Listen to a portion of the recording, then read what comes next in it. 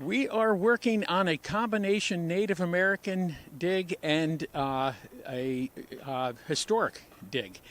We have a foundation that we found probably about 10 years ago, and we had been working on Native American site here for over 20 years now. And we got started because somebody along the river found a very, very old style point, Clovis style point, and we know that they're in the area, and it's only a matter of time before we find it in place. Finding it along the river is nice, but it doesn't give us dates and things like that. And in order to verify that it was left here way back when, you need carbon dates and you need it in the ground and not washed up, because somebody could have walked it here from Arizona, you know. Oh, we've been cataloging and everything ever since we've begun. We keep track of everything that we find, including things that you can't pull out of the ground, stains in the ground, fire pits, things like that. We record everything. We dig down in meter squares. We usually dig down 10 centimeters at a time and record things as we find them, so that archaeology is a destructive process. And once it's out and gone, it's out and gone. But if you keep a good enough record, you can reconstruct it, especially now that we have the computers, and you can reconstruct it even 3D on a computer and show where everything was found. Right now we're moving our weather port. Most of the digging takes place underneath the weather port. That's generally the Native American stuff that we're looking for there. I generally work outside of the port.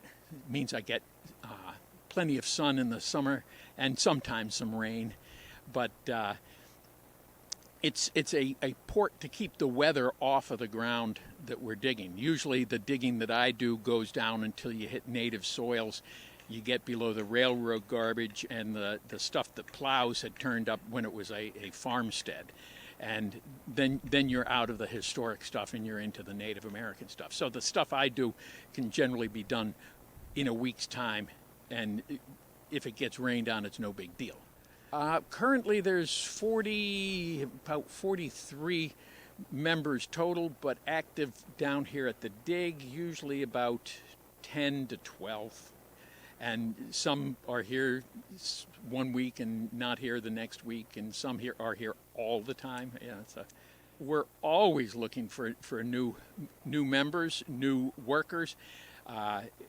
Anybody that is interested in archaeology can come down and pitch in. You don't have to be a member to pitch in. You don't have to have experience to pitch in. We'll tell you what to do. Oh yeah, we're pretty well aware of the Native Americans that were here. Just down the road at the old Cremard farm was the Assarogny, which was a Native American village, which was Delaware Indian.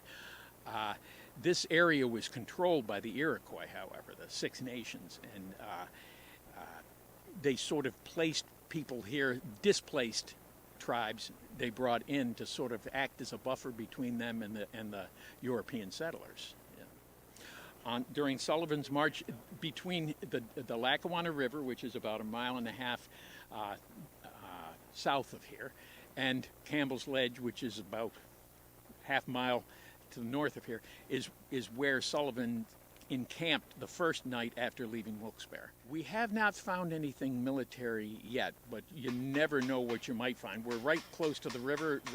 Would have been, yeah, we're hoping. We have found a horseshoe that would date back to the 1700s, so it's possible that is from that period of time, possibly even Sullivan's March. So.